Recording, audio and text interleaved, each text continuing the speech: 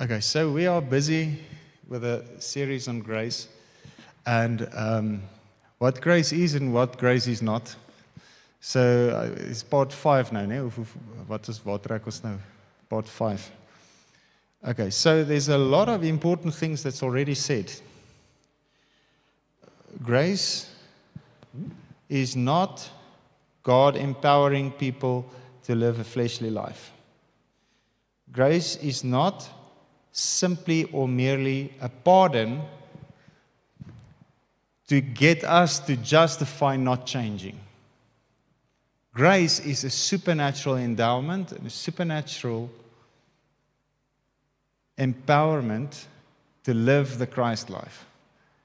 And the Christ life looks like this. Galatians chapter 2 verse 20, I have been crucified with Christ. Romans chapter 6, I've been buried with him into his death through baptism and risen into unbroken fellowship with Jesus, coming up out of the water. We share in his death, we share in his resurrection. Adam died and Christ is alive. So that is the life that we are called to. It's not a life of willpower to try and be moral. Morality is very important, but it's not the end goal. Christ is the goal. Okay, so we do not preach grace, we preach Christ, who gives us grace. We do not worship grace. We worship Jesus, who gives us grace. Okay, and before I get an email, the Father and the Son and the Holy Spirit. Okay? So, we worship him, we have fellowship with him, we preach him, and we express him. Okay? So Jesus is the object of our focus, of our affection, of our worship.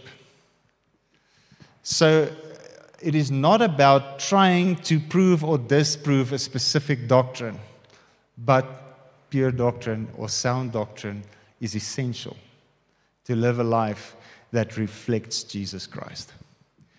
If our belief system allows for carnality, carnality will dominate. If you make provision for carnality, it will dominate you. It is not there to just be around you. It wants to destroy you, take control, and push you down. But the Spirit of God is gentle. We need to surrender to him. He's not going to just enslave you and dominate you. He's going to speak a word to you and you need to respond. He's going to minister the Spirit to you, but you need to receive. He's never going to force himself on you. Oh, but the kingdom, suffers violence and the violent take it by force. Have you heard that? Okay. The violent take the kingdom by force. If you read the whole scripture, it says, from John the Baptist until now. So Jesus gave a time frame. From John the Baptist until the time he's saying it, the kingdom suffers violence by the hands of violent men. He's referring to the Sadducees, Pharisees, and the scribes.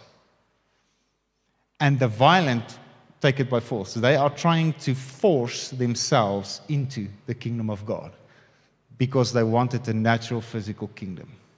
Okay? So it's not for us to get to force ourselves and take the kingdom by force. Hebrews chapter 12 says, therefore receiving a kingdom that cannot be moved, let us have grace by which we can serve God acceptably, for our God is a consuming fire. So we receive grace which enables us to serve God acceptably. What does that mean? We receive the kingdom. What does that mean? We need to rule and reign through grace, and it issues unto eternal life. So it's a message of the kingdom. It's the gospel of the kingdom. Okay? So let's start here.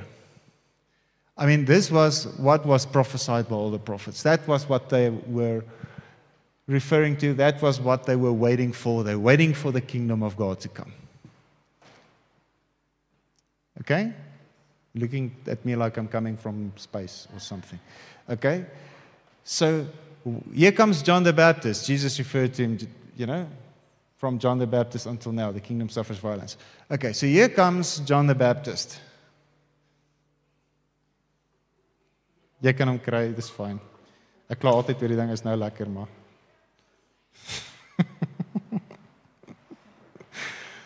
Okay. John the Baptist comes and he preaches the following. Repent, for the kingdom of heaven is at hand. So what does repent means? He says, you need to change the way you think. You need to turn away from Adam to Christ. You need to turn away from the law of Moses to the gospel of the kingdom. Repent, for the kingdom of heaven is at hand. You need to turn away from sin and self-righteousness, and you need to receive the salvation that is now being revealed to you. Repent, for the kingdom of heaven is at hand. Here comes Jesus, and he says, repent, for the kingdom of heaven is at hand. So he was born king. So he came, Hebrews chapter 10 says, verse 9, he says, behold, he says, here I come, O Lord, coming to do your will. Thus he does away with the old as a means of expiating sin and establishes the new. And in accordance with this will of God, verse 10, we have been made holy or sanctified through the flesh, the offering of the flesh body of Jesus Christ once for all. So Jesus came to remove the dominion of darkness and institute the kingdom of heaven, kingdom of God, to take us from beneath the burden, the oppression of darkness, of sin and death. Colossians chapter 1, the Father has delivered us from the dominion of darkness and has transferred us into the kingdom of the Son of His love, in whom we have redemption, which means the forgiveness of our sins. So we need to get this. The dominion, the power that darkness had over our lives through the flesh, through the lusts of the flesh, through sin, has been broken on the cross. He takes us from there. And He doesn't just let us loose to do what we will and say it's grace. He removes one thing that was a dominion over us, that Adam instituted when he sinned. Sin entered into the world, death through sin. Delivered us from it. Now He has placed us under something else. And that something else is Jesus Christ the King, who has come to establish the kingdom. It is not fully established yet, but it was established and it was brought to pass at the cross of Christ. Here I am, coming to do your will. Thus He removes the old, does away with the old as a means of expiating sin in order to establish or inaugurate the new. And in accordance with this will of God, we have been made holy. So you have a position in God. Now, last week we talked about entering that rest. You come to the throne of grace, ne? You don't come to the throne of grace and you are just bad. You confess how bad you are and you are very bad and you are just very bad. Obviously, there is a place for godly sorrow that leads to repentance, 1 Corinthians 7. I'm not against that. But he says you can come boldly to the throne of grace. Do you see their throne and grace again together? Kingdom, rulership, reigning, and grace together. Do you see the connection? You can come to the throne of grace. So, what do you do when you come to the throne of grace? And we've already touched on this a couple of times. The whole of Hebrews chapter 4, he speaks of entering the rest. And he says, those who disbelieved God swore in his wrath that they would not enter his rest. He swore, and he will not repent of it. Hebrews chapter 3 and Hebrews chapter 4. That those who do not believe will not enter into his rest. And then he says, so today there is a new opportunity to secure that rest. And then he says, the word is a double-edged sword. It pierces between the dividing line of breath and life, joints and marrow, analyzing, sifting, exposing the very thoughts and the purposes of the heart. And then he says, nothing is hidden from God. Everything is open, naked, open, and defenseless towards him. Okay? See, so we have no excuse before God. He says, so now, come boldly. So God knows everything. You're not shocking him when you tell him what you did. You're not making him find out. Because he knows, and because he's known beforehand, he has made provision. Everything that was in control of you, that caused you to sin, that stirred up forbidden desires in you, has been fulfilled and removed at the cross. And there's something else given now to rule over you so that you can rule. So he says you must come boldly to the throne of grace. Am I complicated? Do you hear what I'm saying? Okay. So Ephesians chapter 2 verse 6. This is just the intro. I haven't even said anything. Okay. I'm going to still start the message. Ephesians chapter 2 verse 6 says, we are seated where? With Christ in heavenly places. Okay. Seated. You enter the rest. You sit down. So we are called to the throne life. To enter a rest in Christ. It's not me reigning. It's Christ reigning. I am in Christ. I've been given a position in him at the right hand of the Father at the throne. That's your position. You have positional sanctification. You have positional holiness already. That's your position in Christ.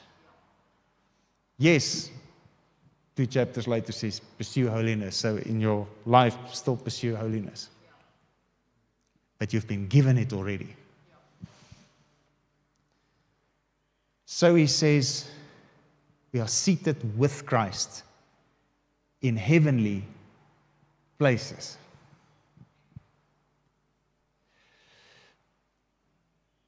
Christ, Hebrews chapter 1 and Hebrews chapter 10 says, he has sat down at the right hand of the Father. Hebrews chapter 10, after he has accomplished, that's Hebrews 1. After he had accomplished our cleansing of sins and riddance of guilt, he sat down at the right hand of the Father, till his enemies be made a stool beneath his feet. So he's waiting for the enemies to be made a stool beneath his feet. I thought he already conquered everything. Yes, but he's waiting for you to believe your position, to take your seat in Christ, and to start reflecting what you see at the throne on this earth. Grace is meant to give you dominion. Grace is meant to give you authority over your own flesh, over all the temptations of the devil, and over, if you look at Ephesians chapter 3, verse 19, thereabout, to reveal to the principalities and the powers the manifold wisdom of God. God wants to use you to reveal himself. So I think that's in short what I'm trying to say. God wants to reveal himself through you. He's going to reign through you. Our problem with our thinking is this. We are sitting on earth, our awareness on earth, our thinking on earth, and we look at our circumstances and we cry out to a God somewhere in heaven. Can you not see what's happening around us? You who are in control of everything, come and change our situation. We are suffering. When in fact, he has given us a different perspective because we are one with him. We are in Christ and Christ is in us. And through that union, he speaks through the Spirit. And when we speak what he speaks, his authority is revealed on the earth. He has always done it through a human body. I'm on a totally different tangent, but I'm just going to go. He's always going to do it through a human body. Yes, but God is sovereign. Yes, he has revealed his sovereign will that says, right in Genesis, let us create man and let them have complete authority of the fish of the sea, the birds of the air, and every creeping thing on the face of the earth. So before he even formed man, he spoke his will, his sovereign will over man, saying man must rule. So what are we seeing in this earth? Is all the darkness and the destruction, all the sin, all the sickness, all the bad stuff that you see. Is that God's will? No. That is the result of the rulership of man. That is the external fruit of the internal world of fleshly people. That is the result of carnal thinking. So wherever you see destruction, you know the thoughts of God is not being meditated, the word of God is not spoken, and what God says is not obeyed. Because if the king gives a command, and someone is yielded to his word and does it, the results of the kingdom will follow. So it's not, where's God in my situation? It's, what have you been meditating? What have you been thinking? So, God's sovereignty is obviously sure and steadfast. But we need to pay attention when he says something, because he will never go against his word. And if he's given us authority, he means it. So man took that authority and subjected it to the devil. So the devil usurped the authority of man and ruled through Adam on this earth. Okay? Oh, no. Does that mean God is not in control? Well, God's word was spoken and man acted, and God gave man a choice and they chose wrong.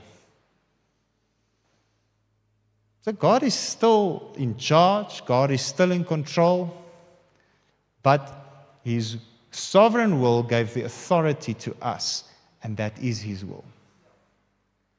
If we want different fruit, we need different input. If we want different fruit, we need to hear what he's saying, do it, speak it. That is a faith life.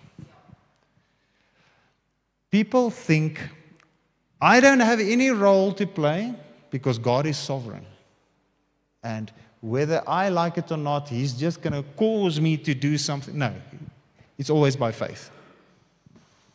Because he's given authority to man in the beginning. God is not going to cause you to believe, you're going to cause you to believe. I thought the faith is a gift. Yes, when you hear the gospel. So it's so essential that we go and preach the gospel. It's a supernatural word. It's a message that's not from this earth. It's from the Spirit of God. It's from heaven. It's from the throne. It's of a higher authority. So when we speak the gospel under the inspiration of the Holy Spirit, it influences and moves on the hearts and minds of people and removes a veil. And we start seeing what God's thoughts are. We start experiencing the purposes of His heart. We start understanding who He is. We start feeling His love. But if we're just going to say, okay, I'm chosen before the foundation of the world, I'm just chosen, I'm one of the chosen ones.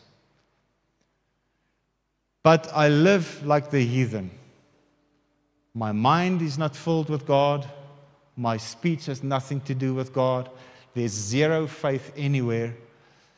I'm sorry, but the result's not going to be the reigning of the kingdom of God. Because He has involved you by design. Okay? He's going to use you in your life. You need to prophesy over your life. You need to speak the word over your life. You need to pray. Why do we need to pray if God already knows what we need? Because it has to come out of your mouth, because He's given you authority. It has to come out of your mouth. He's not going to go against His word. So don't curse your life. Don't curse your wife and your children. Don't curse your country.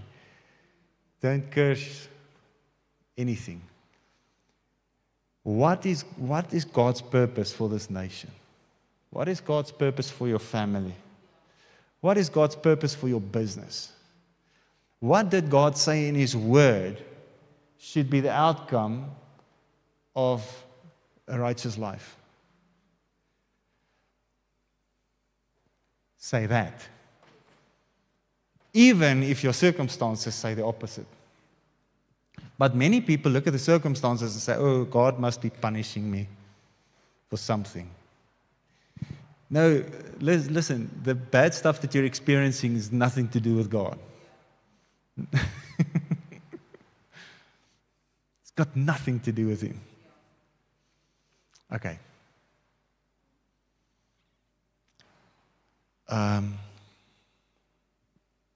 John chapter 10. Jesus says, verse 8, I am the door. All who come as such, says the Amplified, all who came as such before me are thieves and robbers. So He has given a definition of who the thief is. Those who came before me. Okay, so now if we look in two different contexts, we can see two different groups, and they are very similar. Who came before Jesus? Sadducees, Pharisees, scribes, because when He came, they were already there. The traditions were already in practice. What did they preach? The tree of the knowledge of good and evil. Right, wrong, right, wrong, right, wrong, right, wrong. And Isaiah says, they praise me with their lips, but their hearts are far from me. So it's external observations, rules and rituals. Hearts far from Him. Meditation, something else. Different motives. Wolves in sheep's clothing. Okay. But if you just zoom out a little bit on the timeline, you first get Adam, and then you get Christ. What did Adam partake of? The tree of the knowledge of good and evil. In order to get wisdom, to make one wise, so that he can make his own choices instead of relying on the word of the Spirit. What does the Spirit say? What must I say now? What must I do now? What is the Spirit thinking? What is the Spirit doing? So here comes Jesus, and He says, I only do what I see my Father doing. I only say as I hear him speak. That's John 5 and John 12. Okay? So Jesus reflected only the Father. John chapter 1, verse 18. No one has ever seen the Father, but Jesus has come to declare him, to reveal him, to make him known. All right. So Jesus meditated the Father's thoughts. Jesus did the Father's actions. Born in a natural body, back to Hebrews 4, tempted as we are in all respects, without sin. So what did Jesus come to do? He came to show the true nature of who God is. If you look at what you saw of God in the Old Covenant, it was not an accurate depiction of who the Father is, because God limited himself to the covenant he made with Israel. He was limited by the covenant. Okay? If I run and I miss you, forgive me. Are you still following me? Okay. It's totally different from what I prepared. Okay. Are you with me? Hebrews 1. God spoke in times past through the prophets and our forefathers, spoke to our forefathers by the prophets. But in these days, he has spoken to us in the person of a son. What I want you to see here is God revealing himself to humanity. Limited through the law of Moses, the covenant, but he could reveal himself fully through his son. Why is that? Because the son was thinking what he's thinking. He had unbroken fellowship. He was speaking what he's speaking. He was doing what he's doing. So if you see everything, all the bloodshed, all the wrath, all the stuff in the old, was limited to the covenant. If you look to the new, here comes Jesus, and there is a sick person. He says, take courage.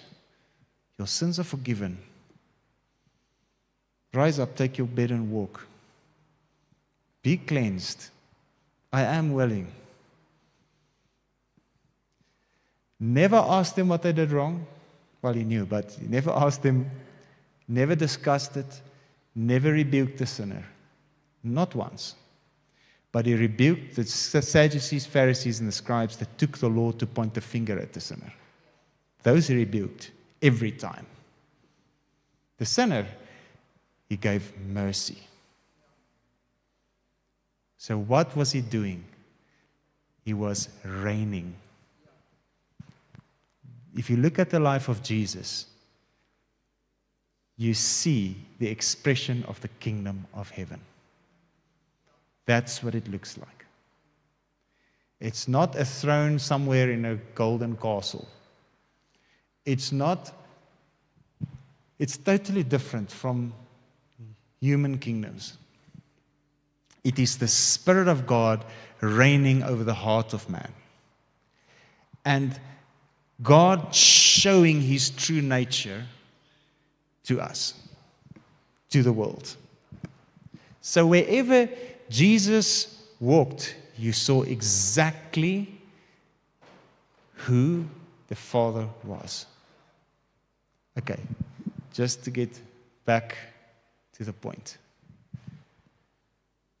John 10, the thief, all those who came before me are thieves and robbers. The thief comes only for to steal and kill and destroy. But I have come that they may have life and have it more abundantly. Who's the source of stealing, killing, and destruction. The thief. Who are the thieves?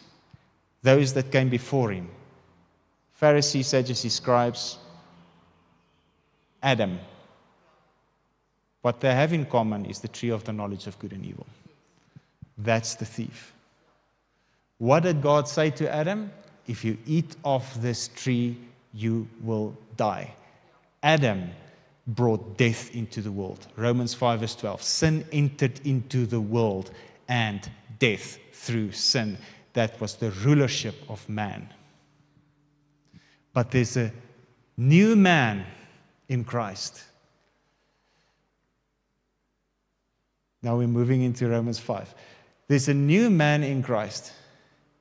So, though the rulership of Adam is not to be compared to the rulership of Christ, the sin and death that came in is not to be compared with the grace and the life that came through Jesus Christ. Jesus came that we may have life and have it more abundantly. So now, when you look at the two, Adam and Jesus, the first Adam, the last Adam, the first man, the second man, 1 Corinthians 15. You see the two. One expresses the flesh, the desires of the flesh, knowledge without God. And the other one don't care about his own desires at all.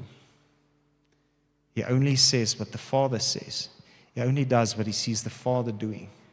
He trusts the Father completely. Do you see the difference? So we cannot say, I can remain in the flesh because there's grace. Because I'm experiencing and reflecting death and Adam. In Christ, there's something new. When we receive grace, our lives will start to look like Jesus Christ. Thinking what the Father is thinking, saying what the Father is saying, doing what the Father is doing. If anyone believes in me, says Jesus in John chapter 14, verse 12, you will do the works that I do, and even greater works than these, because I go to my Father. So where's the Father? On the throne. Where did Jesus go? He sat down at the right hand of the Father to wait until his enemies be made a stool beneath his feet. But where are you? In him. If any man be in Christ, 2 Corinthians 5 verse 17, he is a new creation, just like the one that he is in, just like Jesus. His image, his likeness comes upon you. The old image and the likeness that we found in Adam was killed at the cross and put down through baptism. And we clothed ourselves with Christ. End of Galatians chapter 3, I think it's around about verse 24. We put on Christ through baptism. So I'm in my shirt. I'm in Christ after baptism.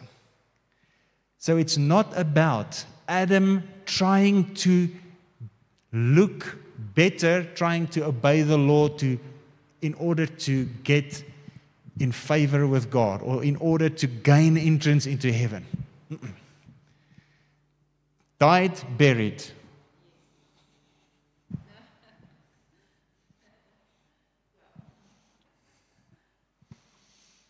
Raised to a new life.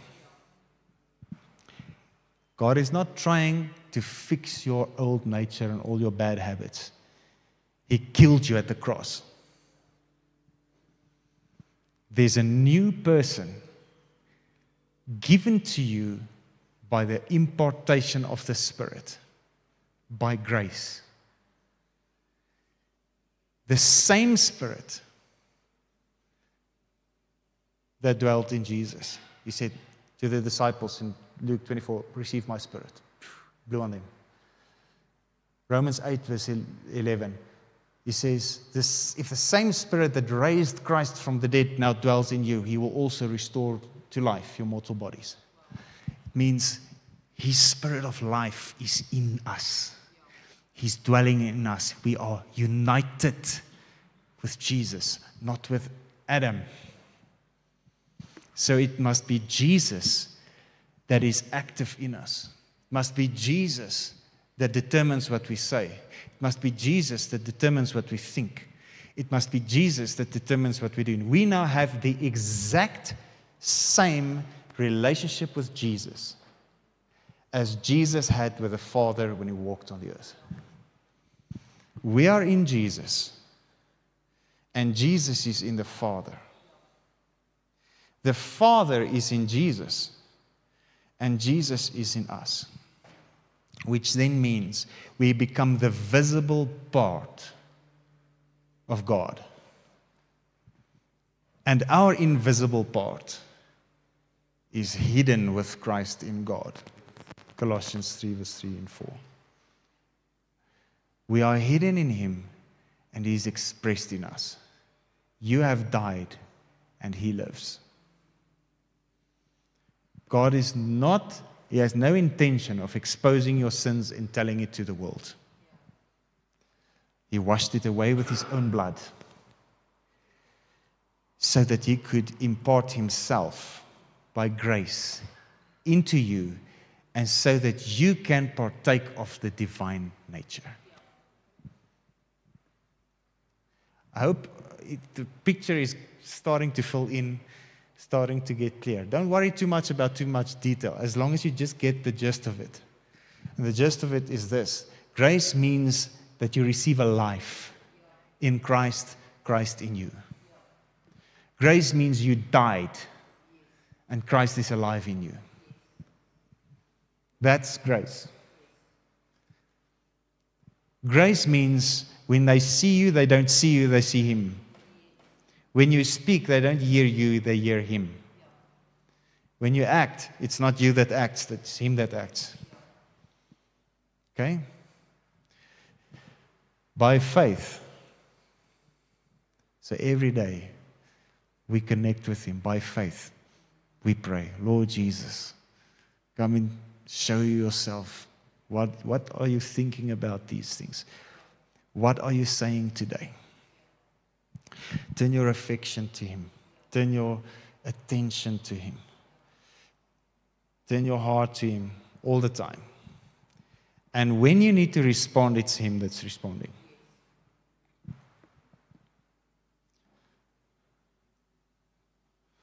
There's so much that I wanted to say. We haven't even started with the message. Okay. The kingdom, Jesus said, the kingdom comes not by observation, but will be in you. It's the Spirit coming into you, dwelling in you, and expressing the life of Christ through you. Romans 14, the kingdom is not in eating and drinking. That refers to the rituals, refers to food offered to idols, feasts. It's got nothing to do with that. Kingdom has got nothing to do with if you have all your ducks in a row. But it is righteousness, peace, joy in the Holy Ghost. Which means the following: if you receive the free gift of righteousness, we've talked about that in last month. Righteousness is a gift. You don't achieve righteousness, you receive it. How do you receive it? You receive the Holy Spirit. You believe in the blood of Jesus, and He gives it to you. You are counted righteous. He's given you His Spirit. Now His Spirit can act through you. The righteousness of God can reveal Him through you. Righteousness, peace. Isaiah 26, verse 3. He will keep him in perfect peace whose mind stayed on you. A mind filled with the peace. A mind surrendered to the mind of Christ. enjoying the Holy Spirit. Man, the joy, that's a good thing. But we are all just so reserved. We are all just so scared to show anything. You know, it's like so scared to laugh in church. Ernstig. Fruit of the Spirit is not ernstig. Seriousness is not the fruit of the Spirit.